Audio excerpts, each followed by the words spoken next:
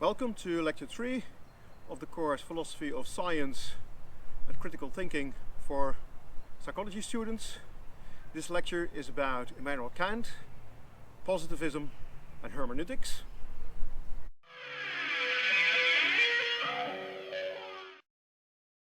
This is a historical course in philosophy of science, at least the first 8 lectures are. And philosophy of science starts with epistemology.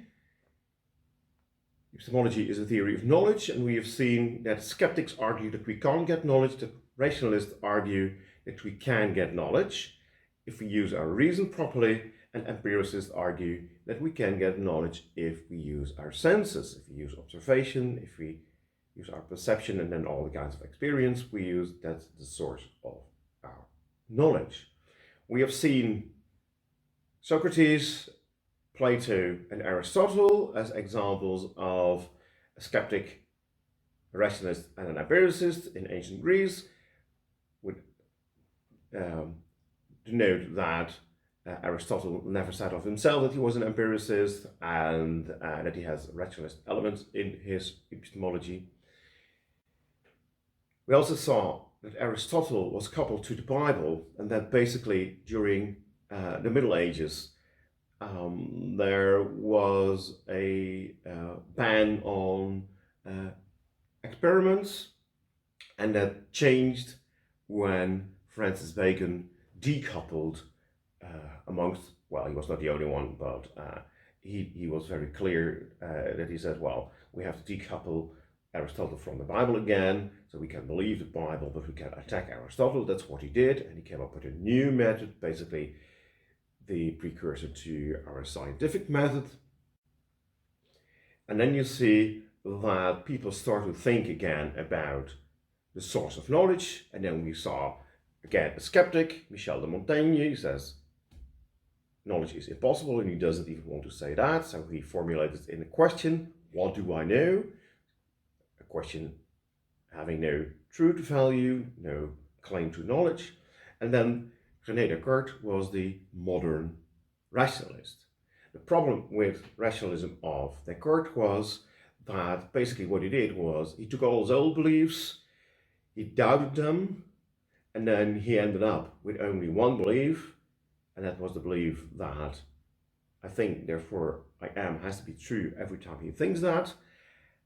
And then the problem is he needs God to build up his knowledge again. If you don't buy his proof of the existence of God, then you'll end up with skepticism again. Then we looked at British empiricists, and we also saw that basically that ended in skepticism.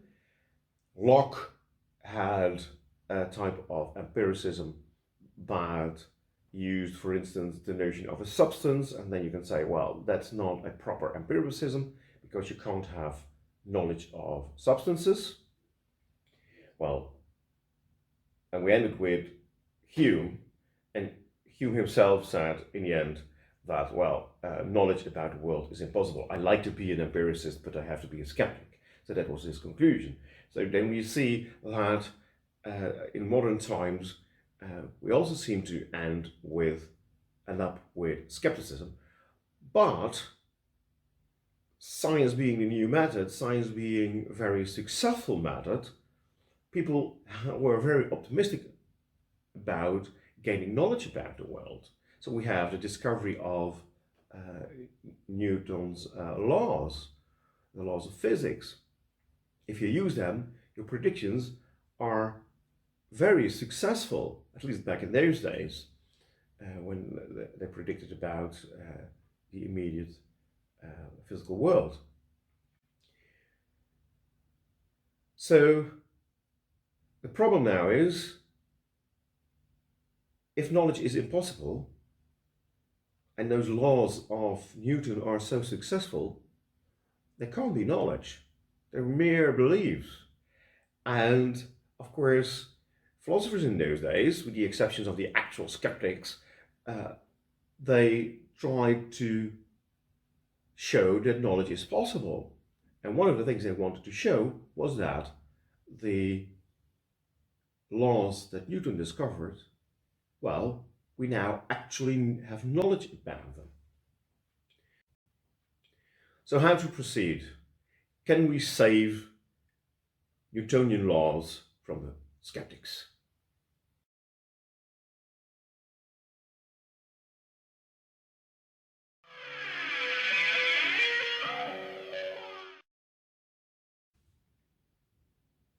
So we saw last time that rationalism and empiricism both were unable to justify knowledge. And now we'll look at Immanuel Kant, who argues that if you make a synthesis, a combination of rationalism and empiricism, then you can justify knowledge, and you can have justified the true beliefs.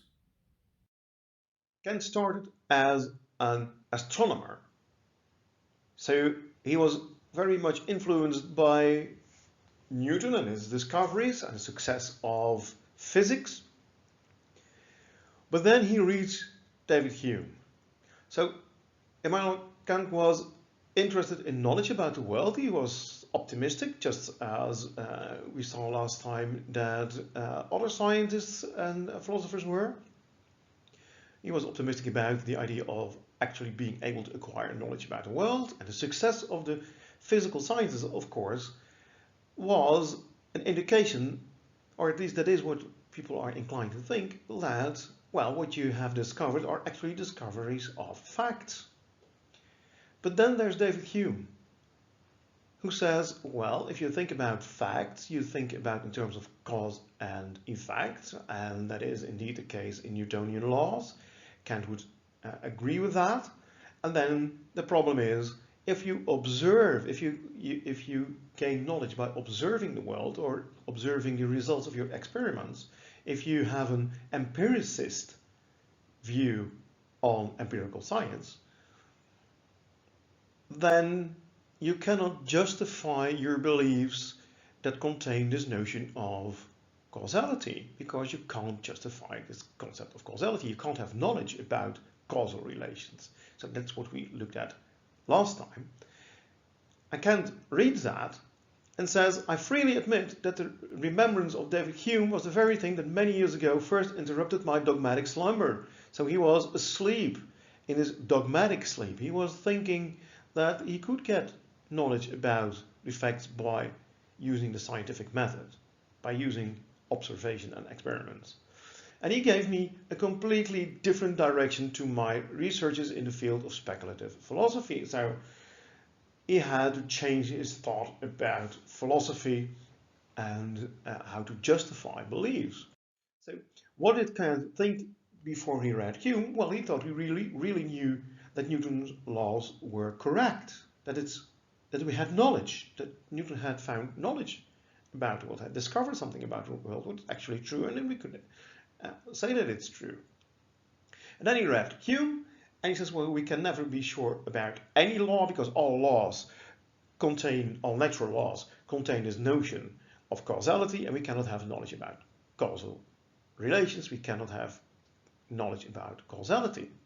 And Kant then concluded that there indeed is a problem, and he tried to save knowledge of the Newtonian laws. So he is a scientist that says, yes, David Hume, you're right. But also, yes, Isaac Newton, you're right. And it looks like they can't both be right at the same time. So what does he do? Well, he agrees up to a certain point with Hume, and then says, and here is where you go wrong. So he agrees with Hume that you say, and that's a claim he makes, that's an example he gives, all candles melt in the sun. Well, if you say that, if you think that that's a true statement, then if you are an empiricist, you can't have knowledge about causality, and I hope you see where this is going. If you are an empiricist, you can't have knowledge about causality, and then you cannot make general claims that contain the notion of causality, even if it's implicit, like here, all candles melt in the sun, means the sun has the causal power to melt candles, right? So there is causality involved there. It is due to the fact that the heat of the sun influence the wax of the candles causally, that the candles melt. So he says, we cannot use our senses, only our senses, to determine that the sentence is true.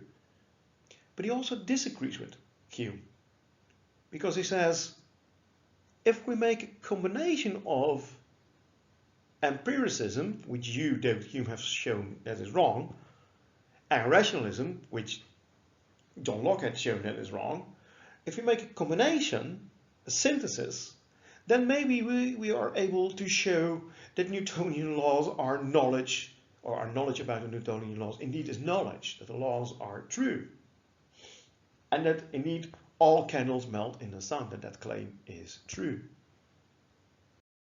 Kant thus is not a rationalist and he's not an empiricist. He tries to make a synthesis of these two views on knowledge in the hope that in this combination, in the synthesis, we can find a justification for general laws, and thereby we can save knowledge from the skeptic. How does he do that? Well, this is a fairly complicated epistemology. What we do need is several concepts, several pairs of concepts. So I'll explain those first, and then we'll see how he uses these concepts in order to show what he needs to argue for, to save knowledge, to make knowledge possible, to justify knowledge within this epistemology in which rationalism and empiricism are combined. So that's what we do first. So let's look at what we need. So what are the tools, the conceptual tools we need to defend the claim that the synthesis of rationalism and empiricism enables us to justify our beliefs, so that we actually can say we have knowledge, particularly knowledge about physical laws. So we need two pairs of concepts, Kant says, a priori and a posteriori. Those two concepts we need, and the concepts analytic and synthetic, and they all apply to judgments. So you have a priori judgments, a posteriori judgments, analytic judgments, and synthetic judgments. And a judgment is just a statement, a claim. So that's the terminology here. So we have an a priori judgment, for instance. So what is an a priori statement? What is an a priori claim? Well, that's a claim of which you can establish the truth or falsehood without looking at the world. So you can close your eyes and then you can establish whether a certain statement, a certain judgment is true.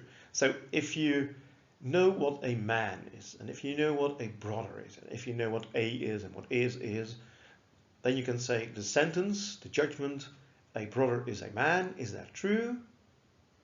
Yes, you can establish the truth of that a priori without looking at the world. You don't have to go and research all the brothers and see whether they are man, because a brother is a man. You know that it's like definition. So the truth is known without doing research, without looking at the world, without doing any investigation. It's true based on the concepts you use. Now, of course, then you see what an a posteriori judgment is. Again, it's a statement, a claim, a judgment of which you want to establish the truth, and you can't do that with your eyes closed. You have to do some research. You have to look at the world. So an a priori judgment is a judgment of which you have to establish the truth or falsehood by doing some investigation in the world. You have to look. Well, We're not in a classroom now, but usually this would be my one of my examples. There were 199 students in this classroom. Well, if you're in a classroom, you can close your eyes, but that won't help you. You have to open your eyes and count them. And then you say, well, I've done a little research, and actually it is true. Or, well, unfortunately, it's false. Whatever. You have to do some research to establish whether the claim is true or not. So that's for the first pair of concepts. Let's look at the second pair of concepts, analytic and synthetic. They both also apply to judgments. So you have analytic judgments. Those are judgments that do not provide you with new knowledge. So you analyze what you already know. So Kant's example, for instance, is if you know what a body is, and a body is just a physical object, so that's the terminology he uses, a body, a physical object. If you don't say a body has extension, or all bodies have extension, so extension meaning having 3 dimensions, then you say, yeah, I knew that. Any physical object does have a place in space, has 3 dimensions. That's basically what this claim is. All physical objects have 3 dimensions. Is that something new? Is that something you learned?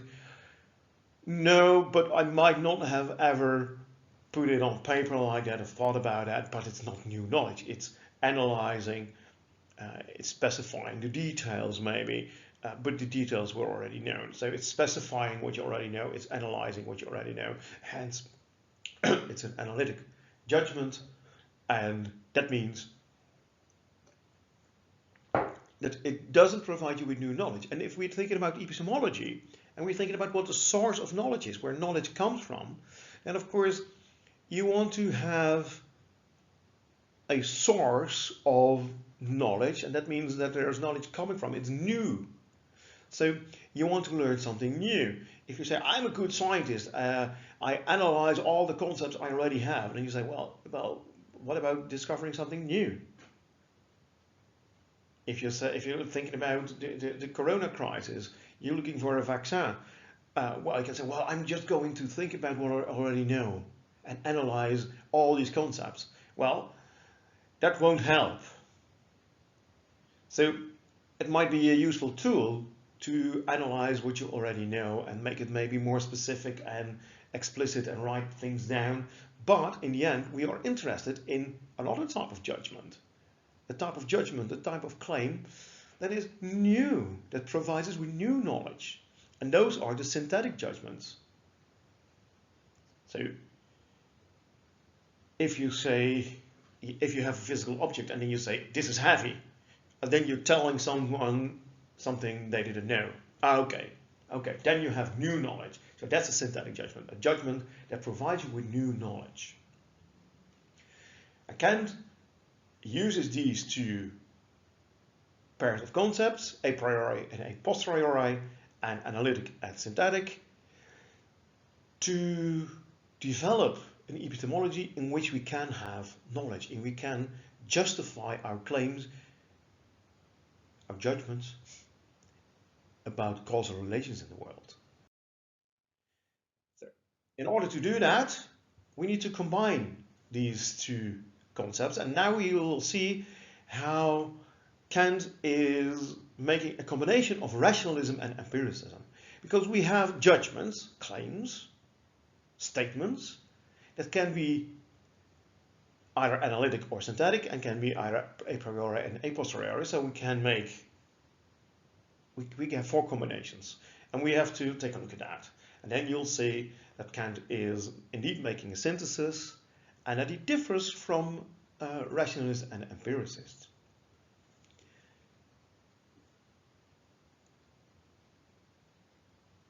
If you look at analytic statements, that can be a priori. That is, an analytic statement is a statement that analyzes what you already know, it specifies what you already know. And then you can have analytic judgments that are also a priori judgments. All bodies have extensions. All physical objects have 3 dimensions. Is that something you already new, yeah, that's not new knowledge. So it's an analytic statement. It analyzes, it specifies what you already know, And is this true? Well, yeah, it's true. I know this already, so it has to be true. And then I close my eyes and I think, is this true? Yes, it's true. Okay, so that means that it's an a priori judgment. So these exist. Analytic statements are a priori statements because if you have an analytic statement and it's a statement in which you analyze what you already know, then to establish that it's true, you don't have to do any research. So an analytic statement that's also a posteriori, that's nonsense. Because that would be a statement of which you know it's true, but to establish the truth, you have to do some research in the real world. Well, then you didn't know it. Then it was not an analytic statement. Okay, so all philosophers, all scientists agree analytic statements that are also a posteriori statements do not exist. That means that all analytic statements are a priori statements. The problem and the difference in views is with the synthetic judgment, the synthetic statements. Because synthetic statements give you new knowledge. They tell you things you didn't know. So suppose you learn how to calculate, how to add stuff, how to add numbers. And you know what adding is, so you know what a plus is, you already know what the is, what is equal is, and you already know the concept of 5 and the concept of 7. So if you know the concept of 5 as a child, you learn how to calculate, you know what 5 is, you know what 7 is, you know what adding is, you learn 2 plus 2 equals 4, you learn that. So you know what equals means and you know how to add. Then you can come up with new knowledge. That is, you can find out a priori without looking at the world. So with closing your eyes, you can find out that 5 plus 7 equals 12. And that's new knowledge. So it's synthetic. It's synthetic and a priori. It's synthetic. You acquire new knowledge by using only your ratio. Well, clearly, and this is the example that Kant gave, that is a rationalistic element in his epistemology. And here you see that he differs from the empiricists. An empiricist would say, well, all knowledge stems from experience using my senses. So all knowledge, all new knowledge, all synthetic judgments come from doing research in the world, and those are a priori judgments. So an empiricist would say a synthetic judgment a priori doesn't exist. There is no new knowledge to be found by using only your ratio. So that is something an empiricist would deny. So 5 plus 7 equals 12 either has to be a synthetic judgment a posteriori, or it has to be an analytic judgment a priori. So we'll not debate that, but that's what an empiricist would say. And an empiricist, of course, would agree with Kant that something like, this is a yellow book. If you have a book and you say, well, if someone asks what color is it? Well, let's say, oh, it's yellow. So then that's something new. That's a judgment providing you with new knowledge. And to know whether it's true, you have to do some research. Is it yellow? Yes, it's yellow. Okay, how many pages does it have? 529. Okay, so that is synthetic, it's new knowledge, and you establish whether that's true or not by looking at the world. So that is where Kant, of course, has an empiricist element in his philosophy of knowledge, in his epistemology. So quick side note. For the exam, make sure that you know the concepts here, that you know what analytic means, what synthetic means, that you know what a priori and a posteriori means, that you can apply them to judgments, that you have examples of them. Stick to the examples we discussed. So all bodies have extension. That is an example that Kant gave. 5 plus 7 is 12. That's an example that Kant gave. So don't come up with new examples. You are allowed to do so. It's no, I don't say you're not allowed to, but better safe than sorry, just use the examples we used in the lectures and in the book and in the tutorials.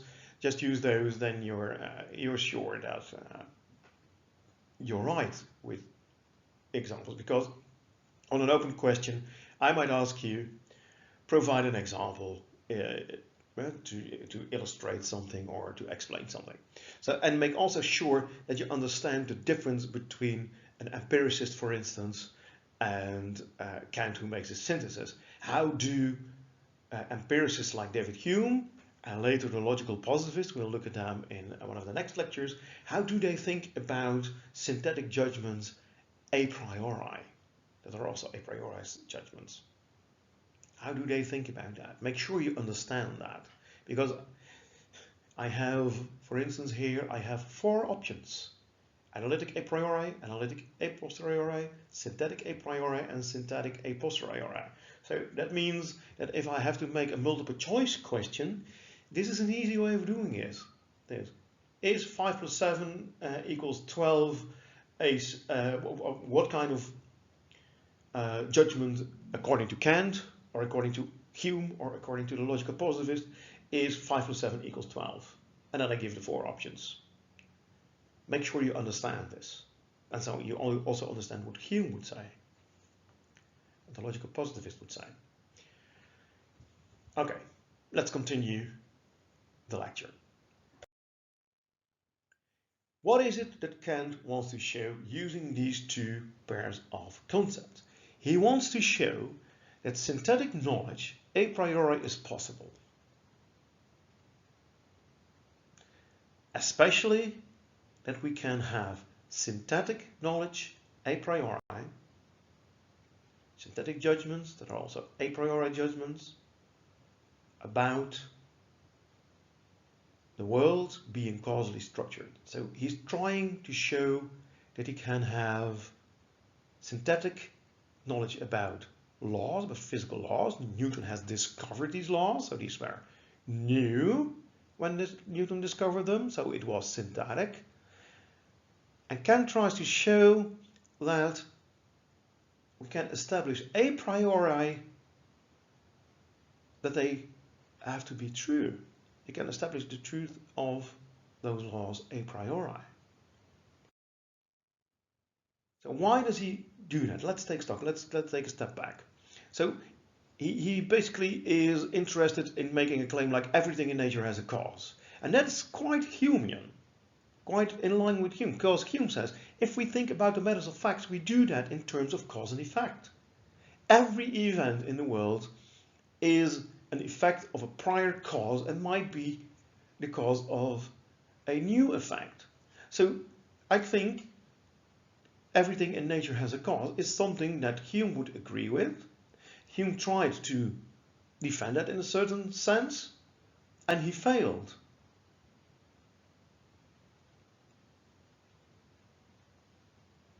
So when Newton discovered the laws, or when you discover this law, this more general law, that everything in nature has a cause, that's a synthetic judgment. It's something you have discovered about the world.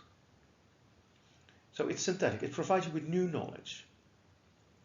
And now, I hope you see what he is doing, because Hume was an empiricist. Hume tried to show that this synthetic knowledge was an a posteriori judgment. So if you're an empiricist, you can only have synthetic judgments that are a posteriori, not a priori. And if you see that, then you see that there are 2 ways of trying to justify a claim like this: everything in nature has a cause, a judgment like this, a synthetic judgment like this. There are 2 ways of doing that. A posteriori, that's what Hume tried to do, and that failed. Then there's just one other option. You have to show that this is an a priori synthetic judgment. And that's what Kant is trying to do. So here you also see that making this conceptual analysis is really important, of seeing what how you might solve a problem. Here you say, okay, so if we make this distinction between a priori, a posteriori, synthetic and analytic, then we can make these 4 types of judgment. Well, one doesn't exist, but 3 seem to exist. There is a debate about whether there are synthetic judgments that are also a priori. Kant says, yes, there are, and it's precisely these claims we need to have knowledge about the world at all, which makes it possible for us to have knowledge about the world at all, that are synthetic judgments a priori. And that is what he's trying to show. Well, we'll see how he does that. How does Kant proceed? Well, in order to see that, we need again a pair of concepts, 2 concepts that belong together, that Kant then uses to argue in favor of his epistemology. Remember, he tries to defend the claim that you can have knowledge about causality. And that has to be synthetic and a priori. Now, he makes a distinction between the noumenal world and the phenomenal world. The phenomenal world is the world as it appears to us. We have seen phenomenology, the way we experience things, in the philosophy of mind course. So this is very similar. He says there is the way the world presents itself to us, it appears to us, that's the phenomenal world, and there is the noumenal world, the world behind the appearances. And what can we know? Well, we cannot have knowledge about the noumenal world, the world in itself, the world of itself. So where the things are the way they are, and we have no access to that, because what we do is we experience the world in a certain way, and that is the phenomenal world, the world as it appears to us, and there we can have knowledge about. I can have knowledge about the way I experience this slide. I might not have knowledge about the slide itself, in the noumenal world, but I can have knowledge the way I experience it, the way I perceive it. So we have this doubling of the world, and note this is not the same as Plato. So the noumenal world is not the world of ideas, for instance. So in both cases there are 2 worlds, but they're not the same 2 worlds. So it's different. So be sure to make this distinction on your exam.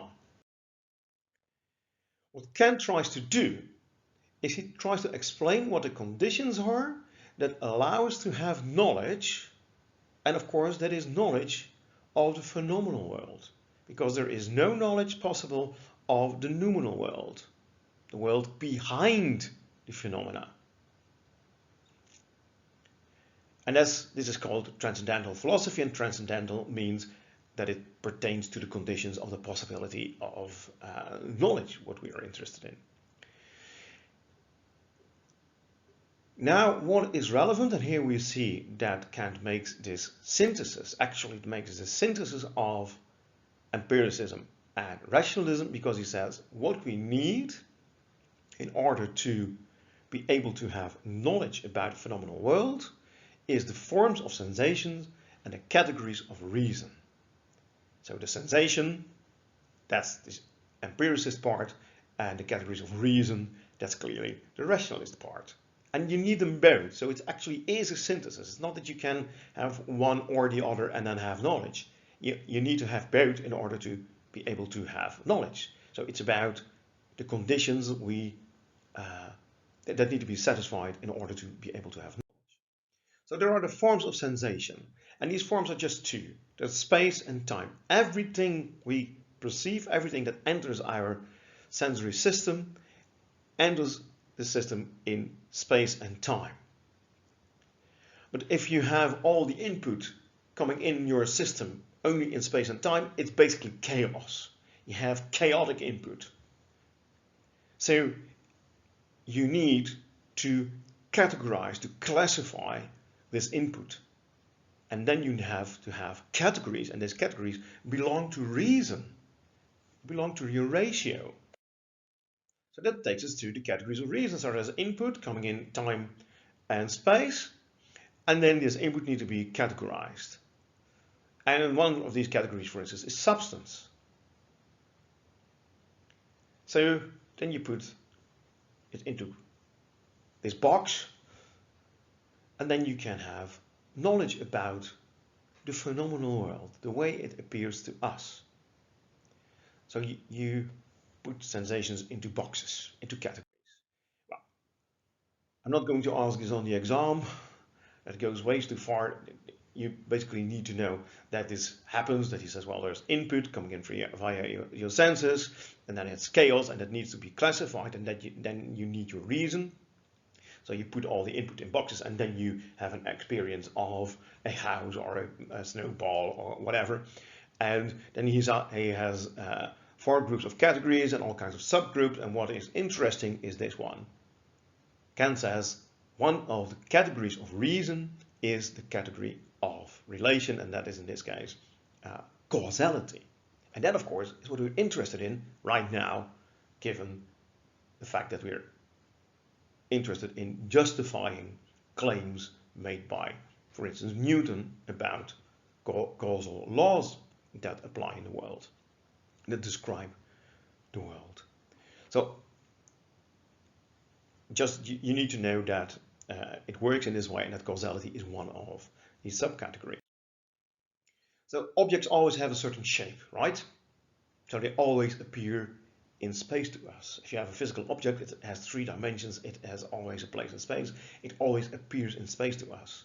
And it always lasts some time. So if you have a snowball, it will melt, it will disappear. So it appears to us also in time for a certain duration. And in this case you can say, well, it's a physical substance, it's a thing, so you classify it as a substance, and maybe you have all other categories you use to classify it, and then you can have knowledge about the snowball and how it appears to us. You cannot have knowledge about the snowball in itself, in the noumenal world. You can't have that. You can only have knowledge about how it appears to us. And then one of the things is that everything also appears to us as causes and events. And that is because we classify the events we perceive with our reason. So clearly this is a synthesis. You can't, if you have only the input, you only have chaos. You need more than the input of your senses. You need the categories of reason. If you have the categories, only have the categories of reason, you have basically empty boxes. You need to have something to put in that, and then you can have knowledge. So you need both sensory input and the categories of your reason, of your ratio. And what now happens, and Kant is not really modest here, he says, what happens thus is that there is a change in thinking about the world and how we perceive the world, how we get knowledge of the world. Because usually we think there is a world out there, objective, independent of us, and we have all kinds of senses and a brain, and so we have a mind, a ratio, and whether you're an empiricist or a rationalist, you try to gain objective knowledge about the objective existing world. So, and if you have knowledge, if you say my belief is a justified and true belief, it represents the facts of the objective world, the way the objective world is, then you say, well, the sentence is true. And what happens then is that the world puts structure onto us. The world is structured in a certain way, and we discover it. And if we discover it, then we say we have knowledge. Kant turns this around, and he calls that the Copernican turn in philosophy. Because the real Copernican turn was, of course, that Copernicus puts not the Earth in the center of the universe, but the sun. And then, wow, in astronomy, that was a really huge change, because then you have to think in a new way about Earth. Apparently, Earth is not the center of the universe. That has also implications of for how we think about human beings, etc. So that really was a turn in science. Kant now says, I'm like the Copernicus of epistemology, of philosophy.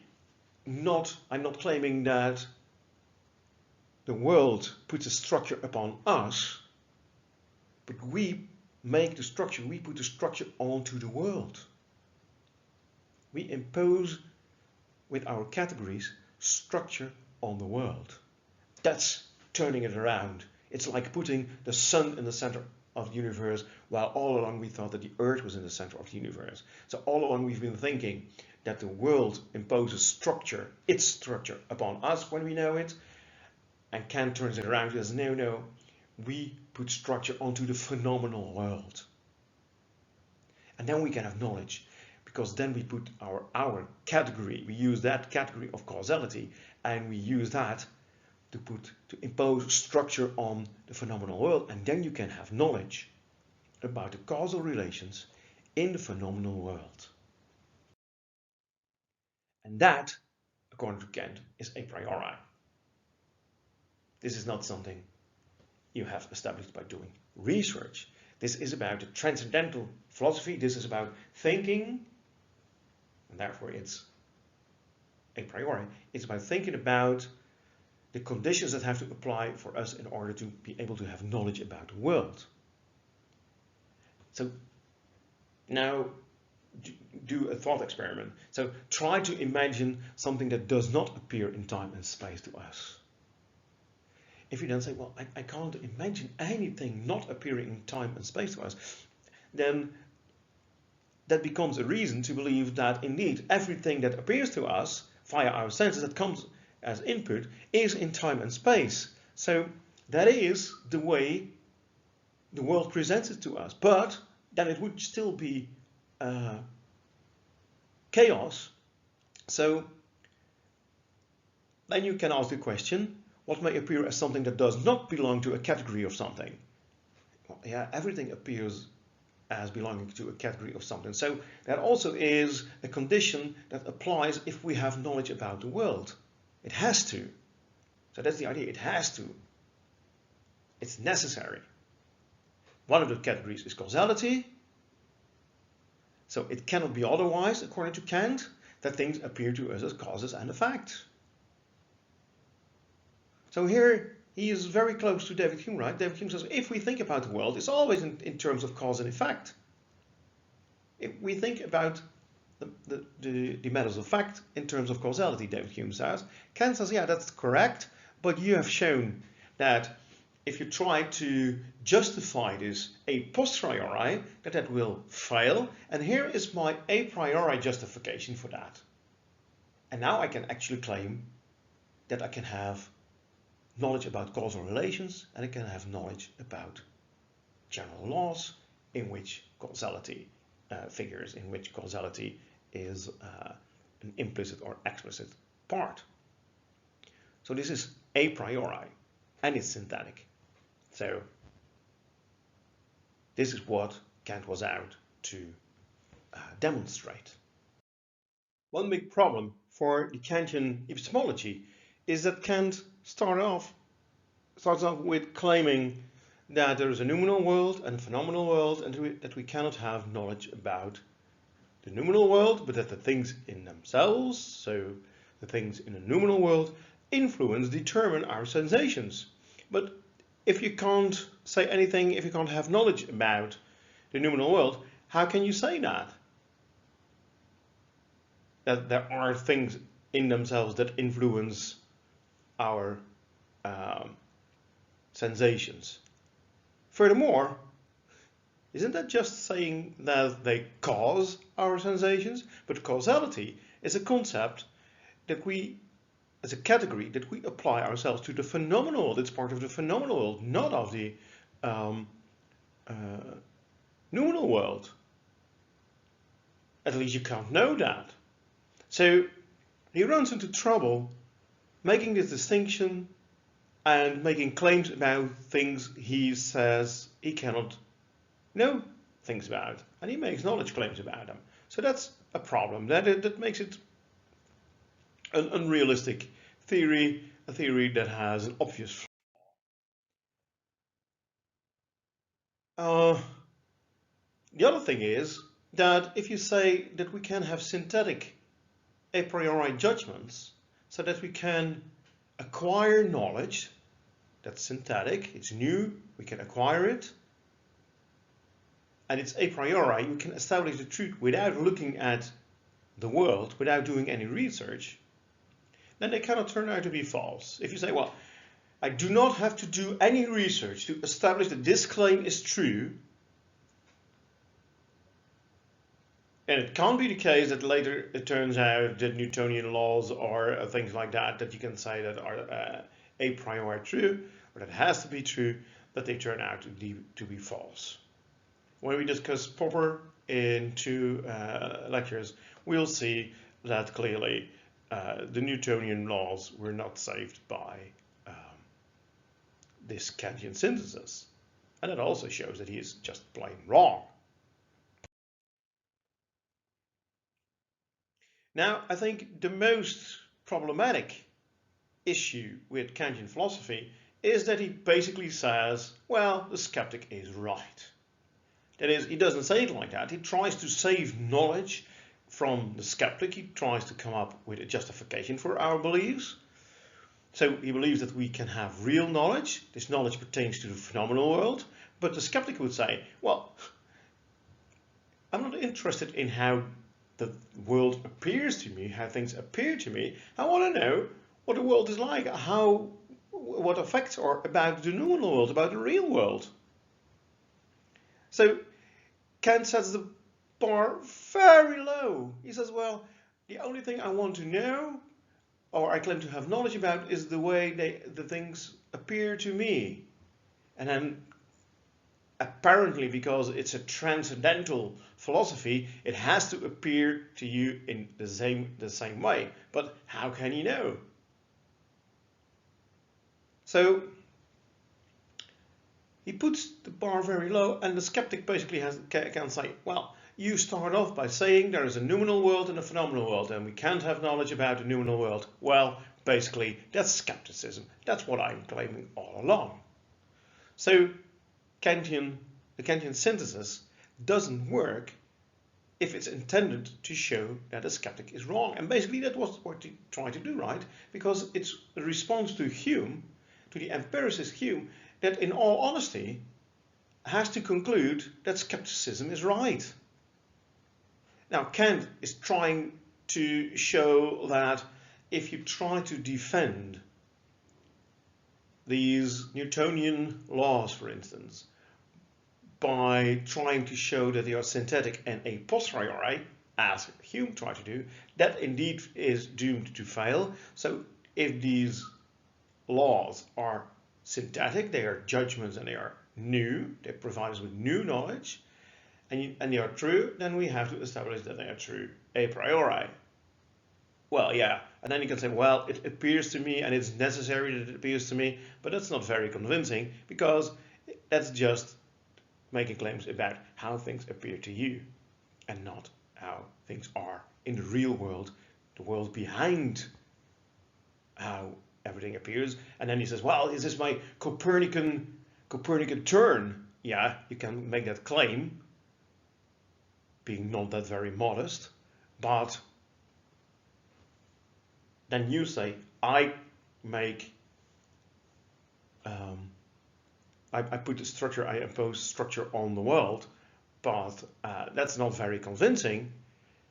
If you want to know what the world is like, you might also make a claim that the world is providing you with inputs. Well, so apparently there is a world that's structured in a certain way, in such a way that it provides you with input. I want to know how that world is. That's what the skeptic says. And you say, Immanuel Kant, you can't know that. Well, that's what I've been claiming all along. So it's not a very good refutation of, not a very good rebuttal of the skeptic and their arguments. So we're still debating the skeptic. Plato, Aristotle, Locke, Berkeley, Hume, Descartes, and now Kant, they didn't succeed in refuting the arguments of the skeptic, they did not succeed in showing that we can justify our beliefs. But I think it's understandable that they try to do that, and they try to do that for the scientific judgments. So the statements made by natural science, like Newtonian science, right? So in the end, so when we're talking about Hume and Kant, they were of course very impressed with their contemporary science. These sciences were really successful, so you have this intuition that, well, they're probably right. We'll get back to that in later lectures, but we can understand why they try to justify the claims made by the sciences in their times. And those were the natural sciences, right? So there were no social sciences back then. So they're trying to figure out nature, and it really worked. So then the question is, okay, so if we are able to find the things out about the natural world, wouldn't then this method also not be very convenient to solve things in the social world, to find out how the social world works, and then try to make the world a little bit better? So that's one thing. That is basically, if you see social problems and you see a method that solves problems about the natural world, then you might say, well, maybe we should use that method to solve these problems as well. And then once you've done that, you have the start of social sciences. Then you can ask, of course, well, we use this method of the natural sciences to social issues, we apply it to social issues. So we have a method for the natural sciences, and we use that also for within the social sciences, but maybe the social sciences need a method of their own. Now, positivists defend the first view, and hermeneutics defend the second, and we'll take a look at that now.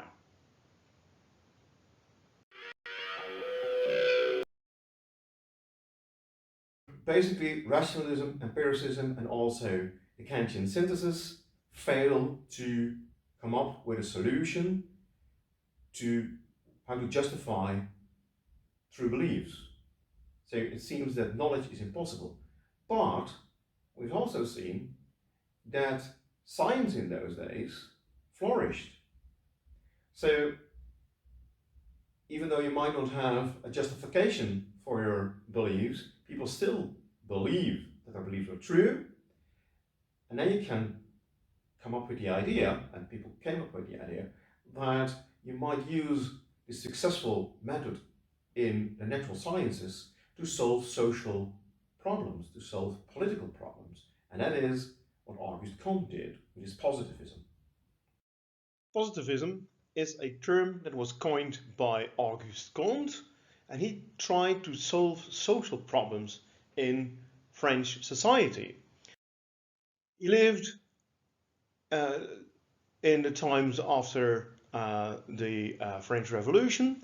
So there was a famine in France prior to the French Revolution. Then there was the French Revolution, and the idea was, of course, that it would improve society, that it would end poverty maybe even. And what Comte saw after the revolution was that there was still poverty, people not having enough to eat, and also he saw that there were really rich people. So it didn't really work in his eyes.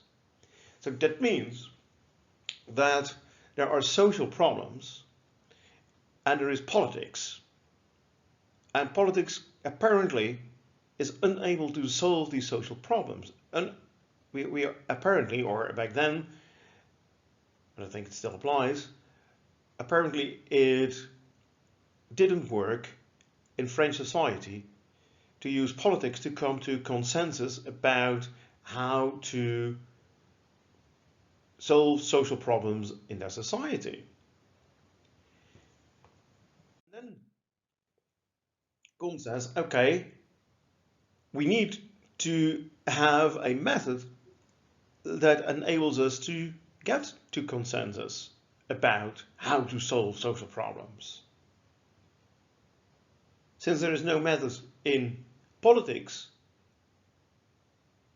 that can do that, we have to look somewhere else. And of course, he looks at the natural sciences, or the sciences back then, because there were no other sciences. So there are the natural sciences.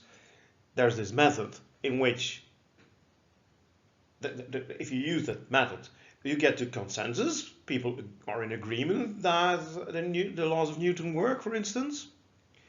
And then you say, well, if you want to know the social world and you want to solve the problems in the social world, why not apply that method? And then, of course, you get to the foundation of sociology. This is where it starts.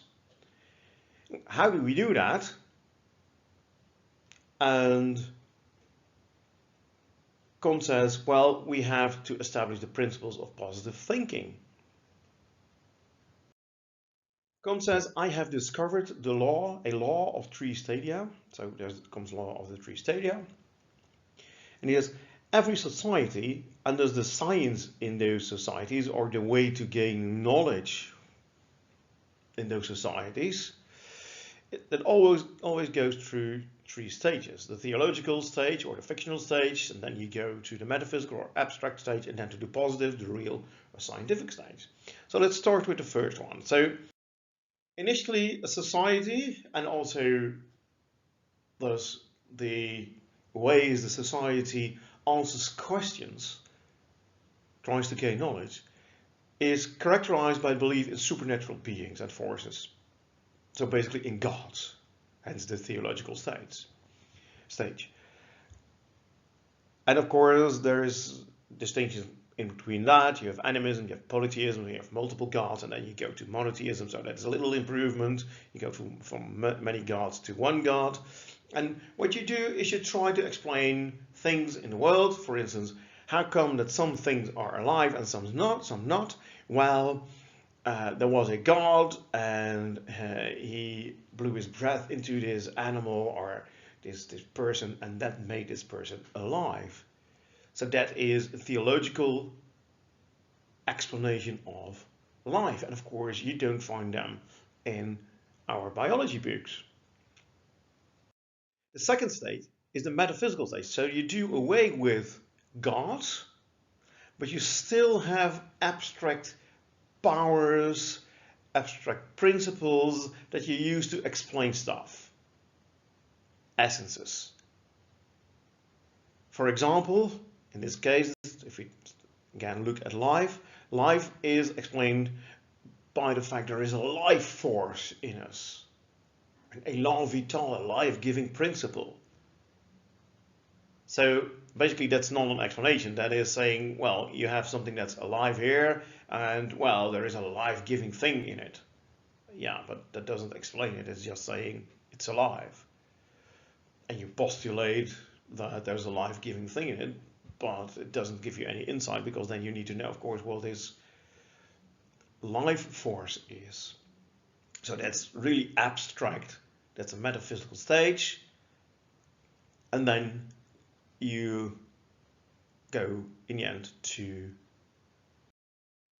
the positivist stage, the scientific stage, and that's the stage that is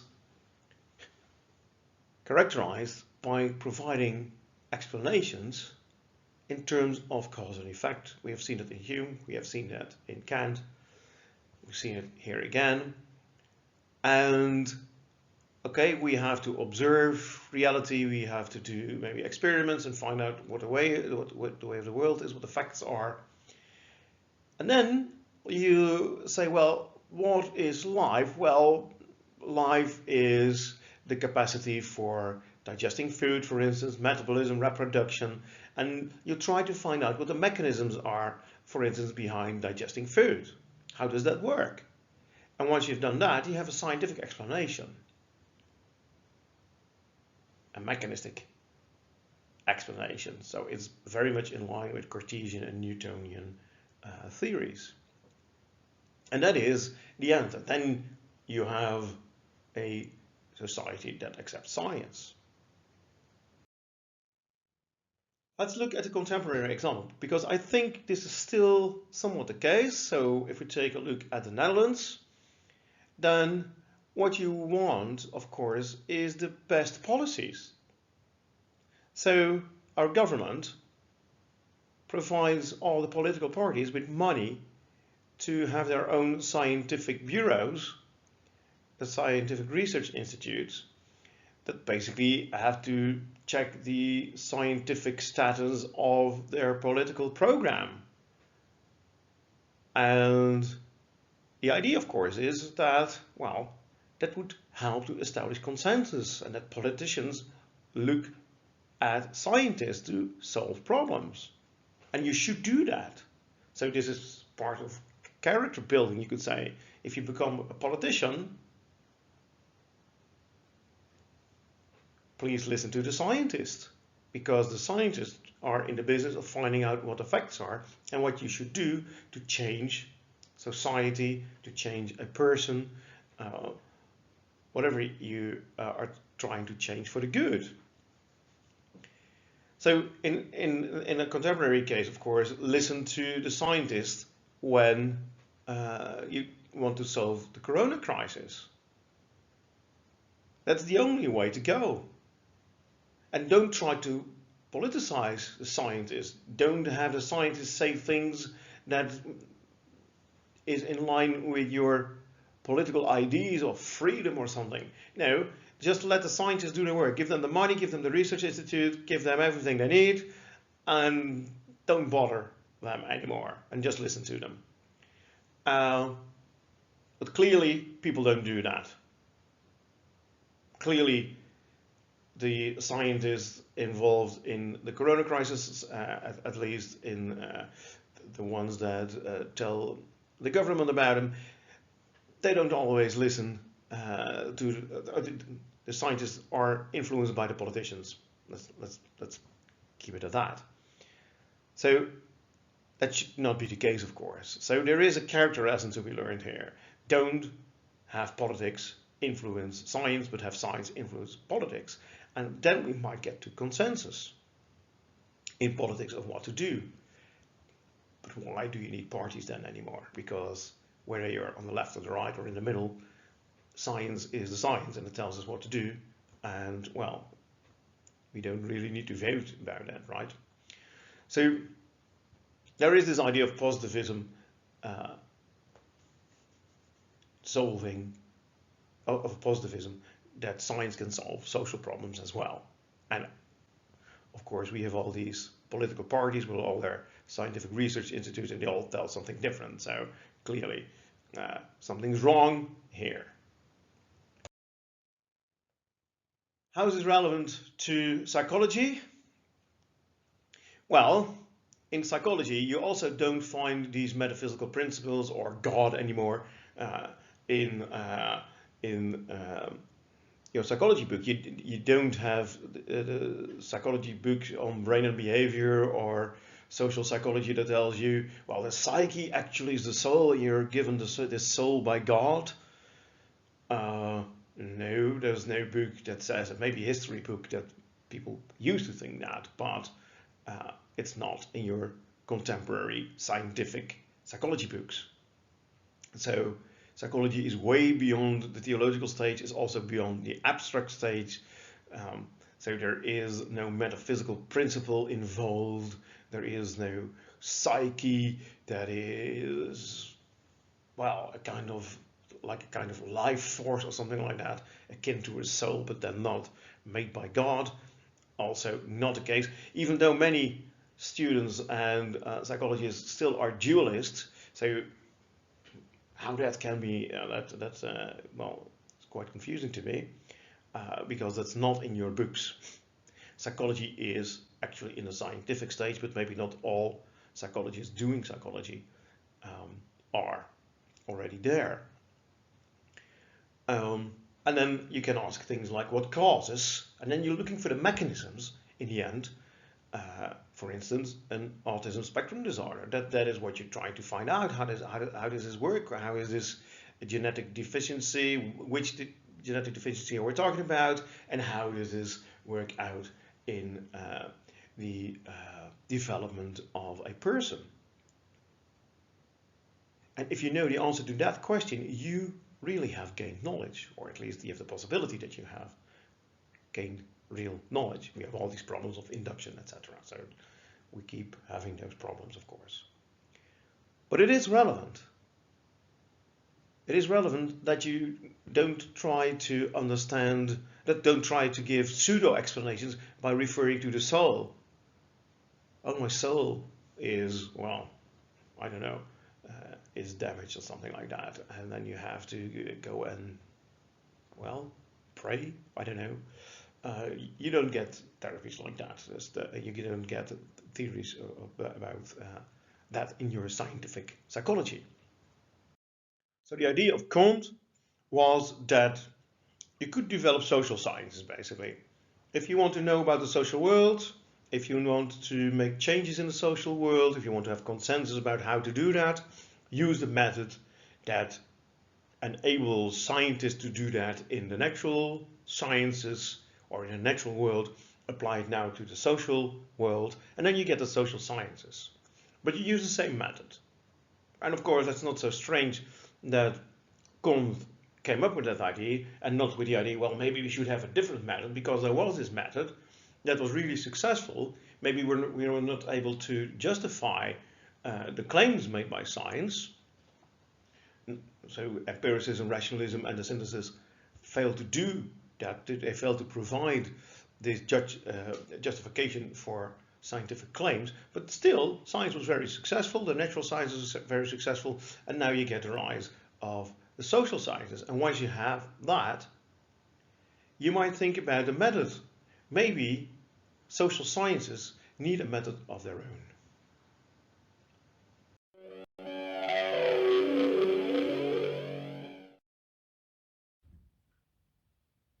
Kant argued that we should use the scientific method to solve social problems, and thereby he could be seen as someone who founded social sciences. Hermeneutics claims, and of course it can only claim it later, that the social sciences need a method of their own. Hermeneutics comes from hermeneutika. Hermeneutika techne, the skill of interpretation, of the old Greek. Initially, hermeneutics was the art of interpretation of the Greek mythology. So if you have a Greek myth like that of Icarus, then the question is, was this reality, or is it just a story that has a hidden message? So if you say that's the latter, there is a hidden message, then you say, well, what's the story about? And then maybe we can figure out what the hidden message is. So Icarus was on an island and he wanted to go to the mainland, and he made wings of wax. But if that worked, then you should not fly too high, because if you get close to the sun, the wax will melt, and then you fall into the sea. Now, what did Icarus do? You might guess. So he made wings out of wax, and it worked, and he flew to the mainland. That is, he flew in the direction of the mainland and then flew higher and higher and higher and higher, because it was also good and was also nice, and he came closer to the sun. The wax melted and he fell into the sea. Well, did it really happen? No, but there's a hidden message. You should not be arrogant. You should not try to be as the gods are. You should not commit hubris. So, because then you'll get punished, right? So don't be too arrogant. Don't try to be like the gods. So that's the hidden message. So that's the idea. Okay, so you have these Greek myths. They're not depictions, not stories about reality. It's not history, but it's fantasy with a moral. And then you have to understand, you have to interpret what's going on. Well, in the Middle Ages, this method became the method of interpreting the Bible. Once you say that the Bible is not a historical book, but it's also, just like Greek mythology, a book with a set of stories that have messages in them, you have to try to decipher, to interpret what the meaning is of these messages.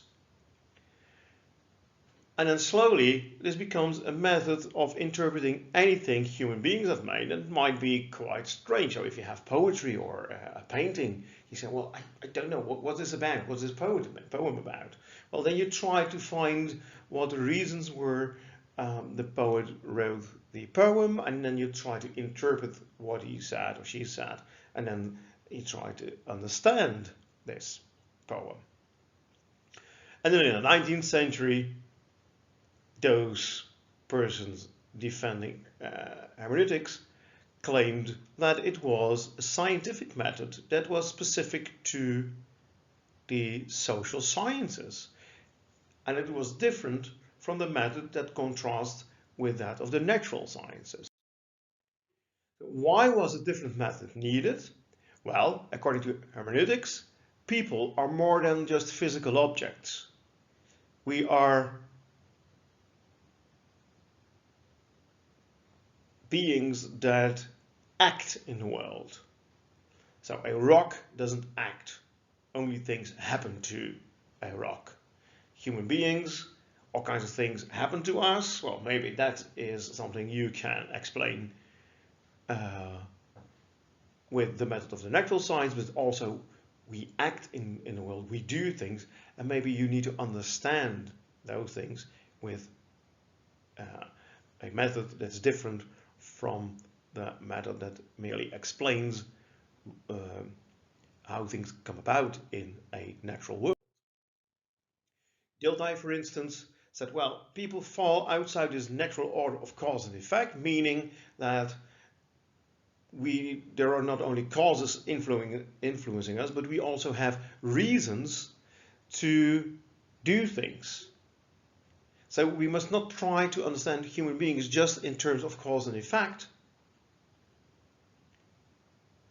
We try to explain what happens to people. We also should try to understand human beings in terms of what they do and why they do it. And we don't need this natural method to understand why people do things. So we can do science without that kind of laws, and still you want to have objective results, of course. You want science to be objective in the end. You want to predict what people will do. And then you get to this method of verstehen. And it's usually left in German, just like if we're debating this hermeneutics, then we say, well, this new method is the method of verstehen, and the old method, or the method that's being used by the natural science, is the method of erklären. So erklären is the method where you answer questions about how things work. You try to find out what the causes are, what the effects are. So you have this mechanistic worldview. And the social sciences, they want to understand. So to erklären is to explain, and to verstehen is to understand. You want to understand why people are doing things. You want to understand the reasons, not the causes, but the reasons.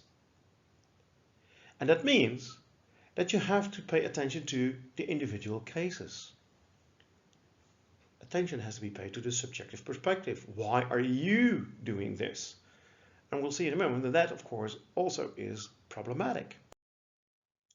Now, let's go back to this idea of interpreting a text of a Greek myth, or the text of the Bible, or a text of a poet. Then what you do is you read, and you read the first sentence, then you read the first paragraph, then you read the first chapter, and then in the end you have read the book. And then you might say, okay, so maybe if I now go back to the first sentence, I might have a better understanding what this first sentence is about, what it means, how I should interpret that. So you have the sentence, which is part of a paragraph. I say, oh yeah, now I've read the entire book. Now I also understand this paragraph better. And even the very first chapter, the entire chapter, I understand better what the author meant because I've read the entire book now. So the idea is that this is called the hermeneutic circle. You read and you read and you read, you read the entire book, and then you go back to the beginning with a poet. That is very clear. The poet writes a poem, and then you read the first line. You think, I don't know what this is about. And the second, and maybe it is only at the end that you think, oh yeah, now I get what this is all about. And then you go back to the first line. You say, oh yeah, now it makes sense. Now I understand, or now I have an interpretation of the meaning of this poem. And then you have found out the reasons why the poet wrote the poem. So that's the hermeneutic circle. You understand a part in the context of the whole, but you also get a better interpretation, a better understanding of the whole, of the entire poem in this case. And the same would go for understanding a human being. So you look at what a human being says or does, and you try to put that in the context of his or her entire life. And maybe the times in which they live, the society in which they live, understanding society.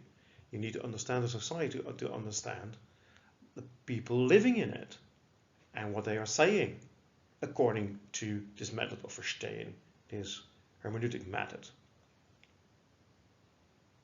So you also have a hermeneutic circle in the interpretation of the acts that are motivated by reasons of persons.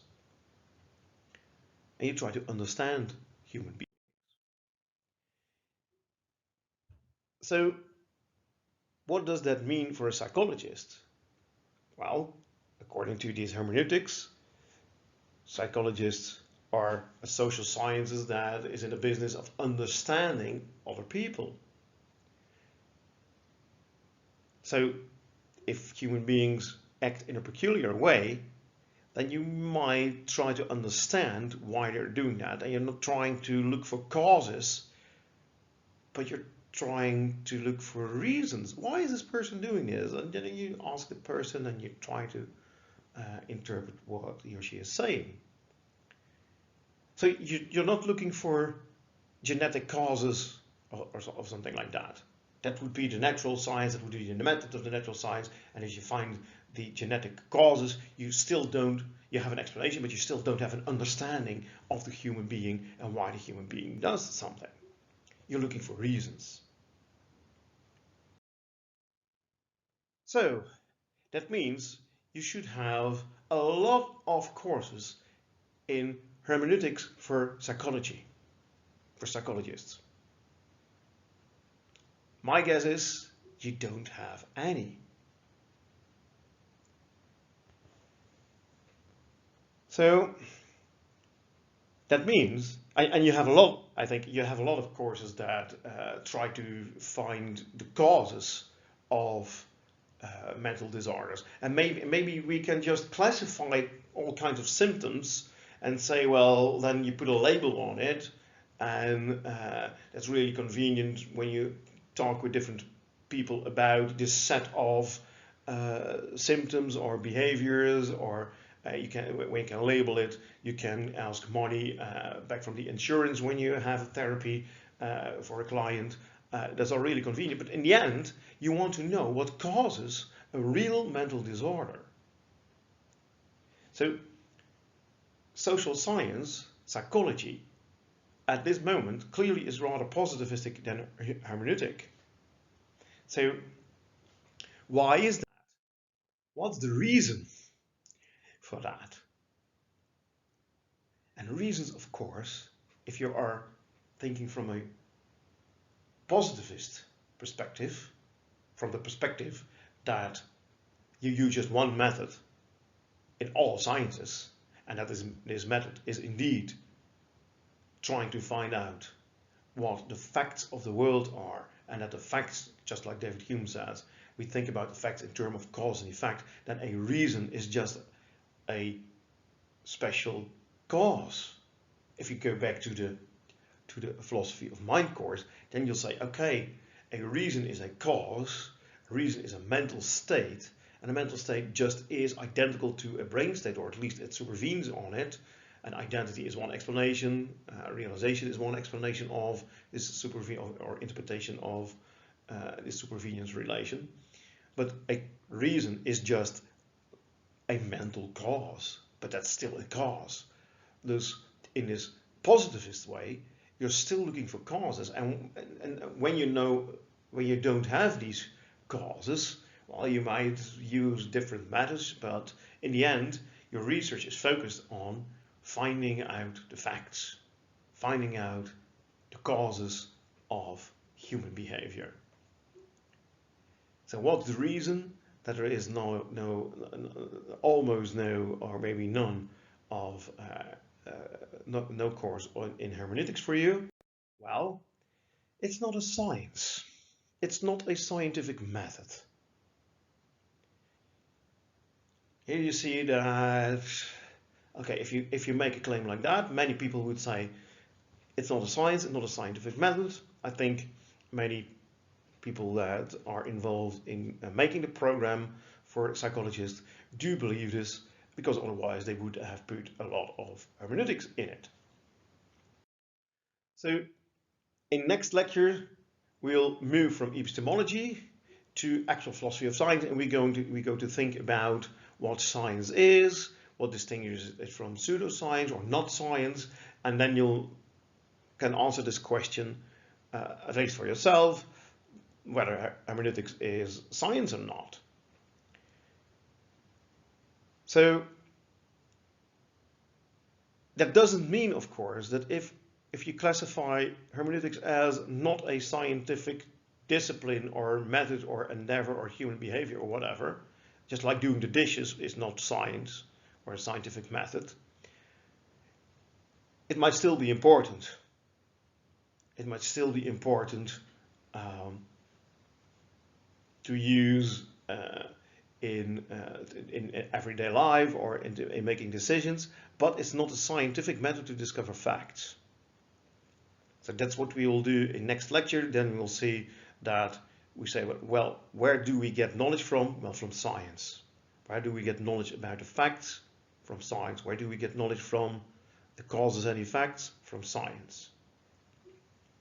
And then you see that in the end, if we then understand what science is, that hermeneutics is not a science, or at least the people that claim that hermeneutics is not a science might have a good case arguing for that claim. Well, there is some criticism also from contemporary hermeneutics like Habermas and Gadamer. They point out that if you interpret someone else, you can only do that from your own background. So I know things about the world, about the social world. I know why I do things. I know why some people closely related to me in my group of friends, why they do things, because they've told me so. And then you try to interpret strangers, and then of course you use that knowledge of why people do things. But that means that is really subjective from your own perspective, because you only have your own subjective background to interpret the behavior or the actions, if you want, if you like, if you think that there are that actions exist, then you try to interpret them from your own subjective perspective. And if you want to have objective science, then clearly this is going to be a problem, because you can't get rid of your own subjective background if you think about reasons. A second point of critique comes from the neo-positivists, from the logical positivists. We'll look at them in next lecture, but here we have already some criticism of them to this idea of hermeneutics as a science. They wanted an objective science. You'll see that they want to have behaviorism in psychology, for instance. So you don't say anything about subjective inner mental states. So you're not in that business as a psychologist. You're a behaviorist, and you're not looking at subjective reasons for doing things. You're looking at dispositions, and they can be observed, and you can have you can discover regularities in that behavior, in the relation between input and output, stimulus and response. So you're not doing that, and of course, if you would do that, then there are all kinds of alternative interpretations possible of what possible reasons humans might have for doing something. So that also diverges from an objective science. And the last one really is important, comes from Hempel, also a logical positivist. We'll look at logical positivism in next lecture.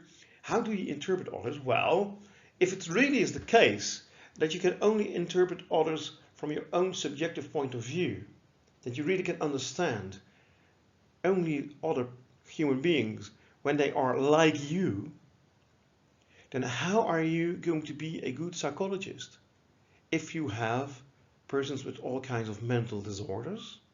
You want to help them, but you just, let's assume that you didn't have all these mental disorders yourself. I think that's a fairly plausible assumption.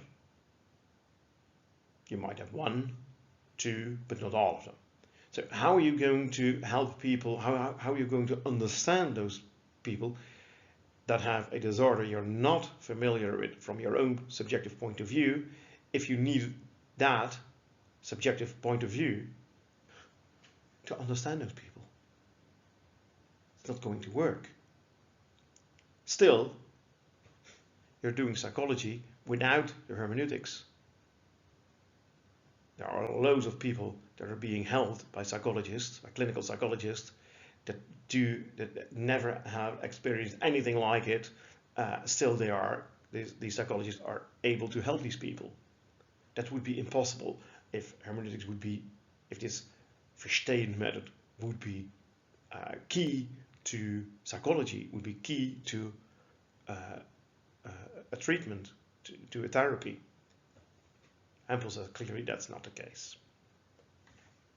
So there really are big problems with Verstehen as a scientific method.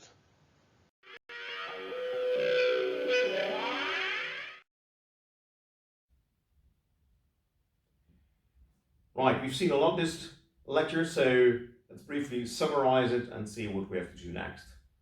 When we're thinking about knowledge, we want to know what the source of knowledge is, and basically what we want to answer is, how can we justify our beliefs?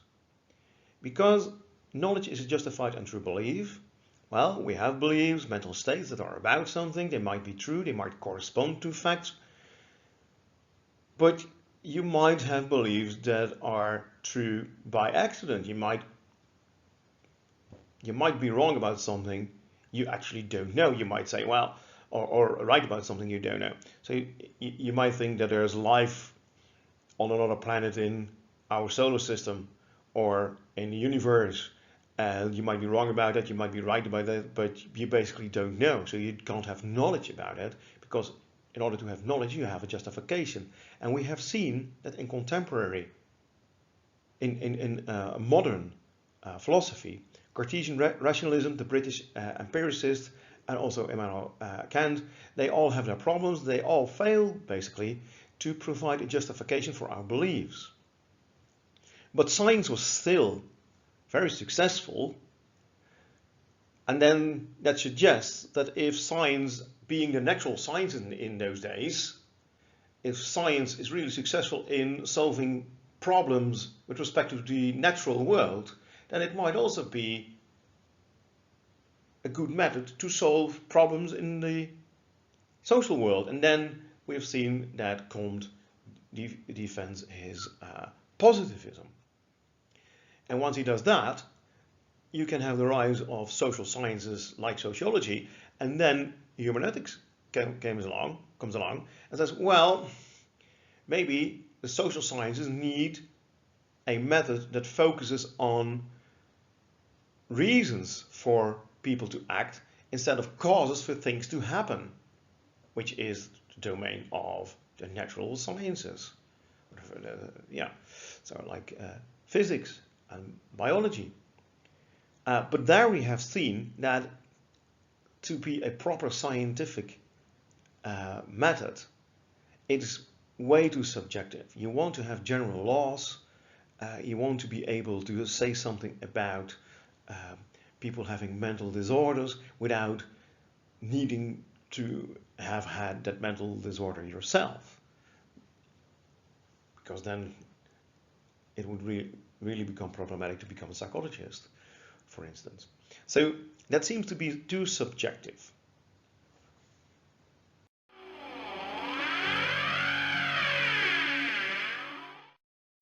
This is a course in philosophy of science. It has a historical overview. So next time we'll take a look at the next step in history of thinking about knowledge and science.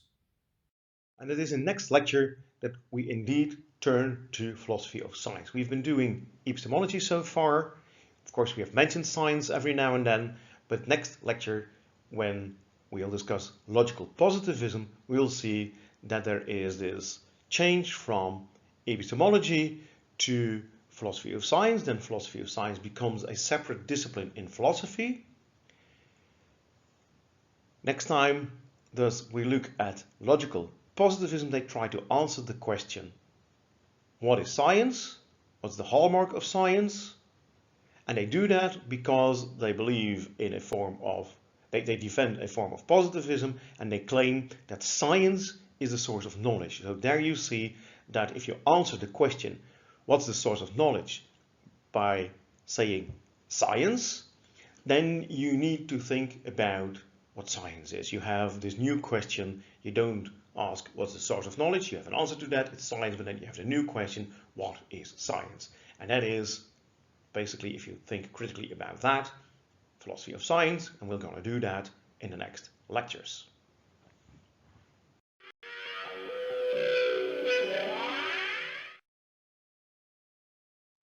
What sort of question can you expect on the exam about today's content of this lecture?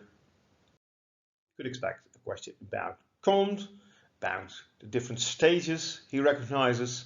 So what, according to Kant, are the stages in the development of every domain of knowledge? First, the abstract stage. Well, that's incorrect. We start with the theological stage. So answer A is incorrect. B, first the theological stage. That's correct. Then the metaphysical stage. Indeed, that's the second one. And finally, the positive stage or the scientific stage. So B is correct. And then C and D should be incorrect. Well, first the positive stage. Well, that's the stage we end with. And first the metaphysical stage in D. That's the one in the middle. Indeed, B is the only correct answer here. Easy question, I think.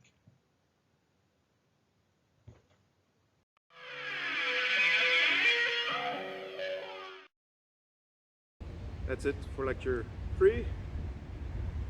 Stay safe.